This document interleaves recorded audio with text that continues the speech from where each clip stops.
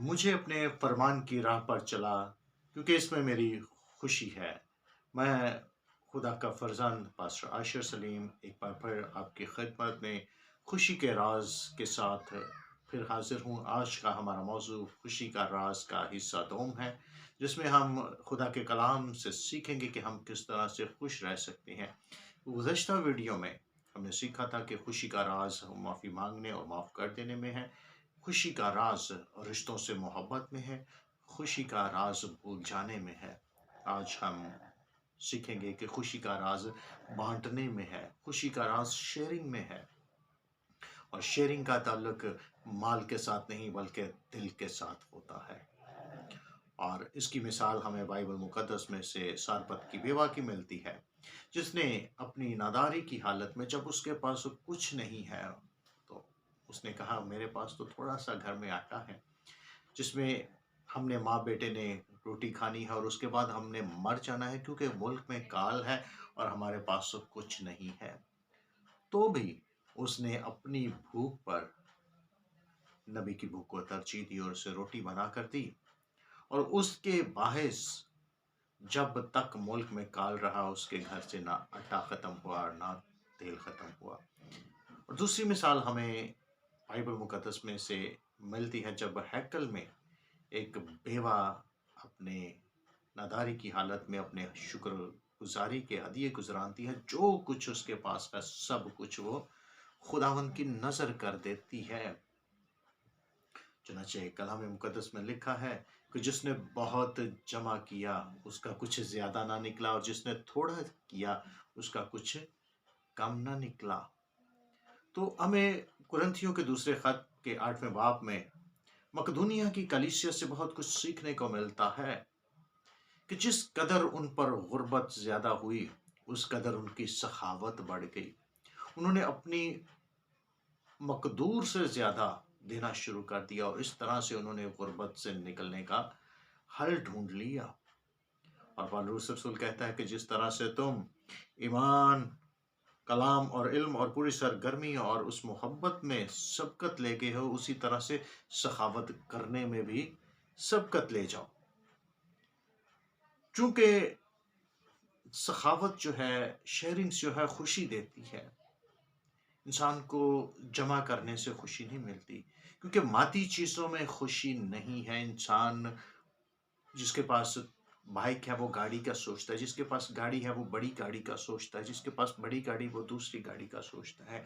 Fridge, AC और दीगर आसाइशों में खुशी ढूंढता है, लेकिन वो मिलने के बाद उसे तसल्ली और इत्मीनान फिर नहीं मिलता और जमा करने की। और वासिफ अली वासिफ फरमाते हैं कि गरीब वो नहीं जिसके पास कुछ नहीं है, बल्कि गरीब वो है जिसे मजीद की तलब है, और तो ये इंसान में बेचैनी को पैदा करती है। अगला पॉइंट है हमारा, खुदा से ताल्लुक में खुशी है। हमारा ताल्लुक खुदा के साथ उस तरह का नहीं जिस तरह से गैर कौमें अपना ताल्लुक रखती हैं, कि मालिक और नौकर का ताल्लुक, बल्कि यीशु मसीह के वसीले से खुदा ने हमें अपने फर्जंद बनने का हक बख्शा है। और अगर खुदावंद मेरा मददगार ना होता तो मेरी जान कब की आल में खामोशी में जा बसी होती। जब मैंने कहा मेरा पाँव फिसल चला, तो उसकी शफकत ने मुझे संभाल लिया। और जब मेरे दिल में फिक्रों की कसरत होती है, तो उसकी तसल्ली मेरी जान को शाद करती है, खुश कर देती है। उसकी मोहब्बत मुझे खुशी बख्शती है, उसके साथ रहने में मेरी खुशी है। जब हमें ये यकीन हो जाता है कि खुदा के साथ हमारा रिश्ता जो है वो बाप और बेटे का है। ट्रेन में कोई लावारिस बैग पड़ा हो तो उसको इस कदर ठुड्डे पड़ते हैं, इस कदर ठोकरें लगती हैं। कोई उस पर बैठ रहा होता है, कोई इधर से गुजरता है उसको मारता है, कोई इधर से जाते हिट करता है। लेकिन जब किसी को पता चल जाए कि इसका कोई वारिस है, तो किसी की जुर्रत नहीं होती। तो जब हमें यकीन हो जाए कि हमारा ताल्लुक खुदा के साथ है, खुदा हमसे अपने बेटे की मानिद मोहब्बत करता है, तो फिर न दुनिया نہ دنیا کی چیزیں، نہ ابلیس ہمارا کچھ نقصان کر سکتا ہے۔ چنانچہ لکھا ہے کہ ہم کو معلوم ہے سب چیزیں مل کر خدا سے محبت رکھنے والوں کے لیے بھلائی پیدا کرتی ہیں۔ سب چیزیں، ہمارا تعلق خدا سے ہمیں خوشی بخشتا ہے۔ اگلا پوائنٹ ہمارا ہے آج میں خوش رہنا چاہیے۔ اکثر لوگ ماضی کے دکھ اور مستقبل کے اندیشوں کی وجہ سے اپنی آج کی خوشی کو برباد کر رہے ہوتے ہیں۔ ماضی کے دکھ اور مستقبل کے اندیشے انسان کی خوشی کو، انسان کے آج کو دیمک کی طرح چاٹ لیتے ہیں اور اس کی آج کی خوشی برباد ہو جاتی ہے۔ چنانچہ ہمیں کل کی فکر نہیں کرنی، اپنی راہ ہمیں خداوند پر چھوڑ دینی ہے، کیونکہ ہم جانتے ہیں کہ وہی سب کچھ کرنے کی قدرت رکھتا ہے۔ ببر کے بچے تو حاجت مند اور بھوکے ہو سکتے ہیں، پر خداوند کے طالب کسی نعمت کے محتاج نہ ہوں گے۔ وہ تو اپنے محبوب کو نیند ہی میں دے دیتا ہے۔ ہم اس سے اس تعلق کو جوڑنے کی کوشش کریں کہ ہمارا خدا ہمارے ساتھ ہے، وہ ہماری فکر کرتا ہے، ہم سے پیار کرتا ہے۔ انسان آج کے لیے نہیں بلکہ آنے والے کل کے لیے پریشان ہے، اور آنے والے کل کی بے خبری میں جس کا پتہ نہیں کہ وہ آئے گا یا نہیں آئے گا، زندگی میں آنے والے کل کی فکر میں وہ آج کی خوشی کی نعمت سے لطف اندوز نہیں ہو رہا۔ انسان کل کے لیے پریشان ہے، اور کلام مقدس فرماتا ہے کہ تو کل کے بارے میں گمانڈ نہ کر، کیونکہ تو نہیں جانتا کہ ایک ہی دن میں کیا ہو جائے گا، کیا ہو جائے گا۔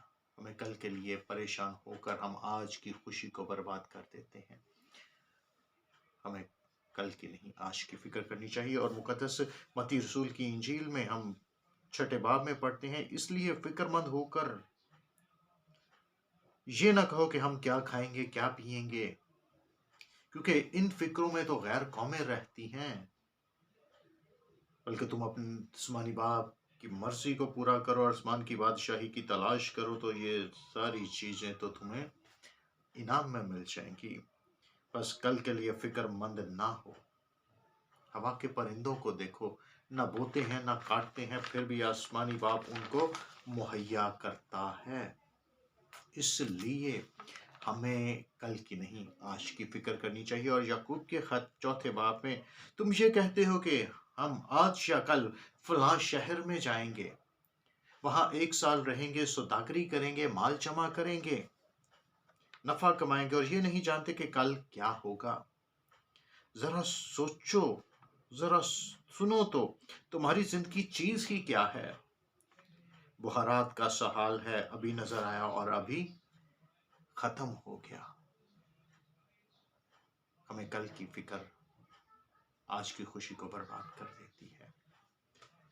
اس کے برعکس ہمیں یوں کہنا چاہیے کہ اگر خدا چاہے تو ہم زندہ بھی رہیں گے، اور یہ کام بھی کریں گے، اور وہ کام بھی کریں گے۔ اگر خداوند کی مرضی ہے تو ہم سب کام کر لیں گے۔ خداوند کی مرضی ہماری زندگی میں ضروری ہے۔ آمین۔ خداوند اس کلام کے وسیلے سے برکت بخشے۔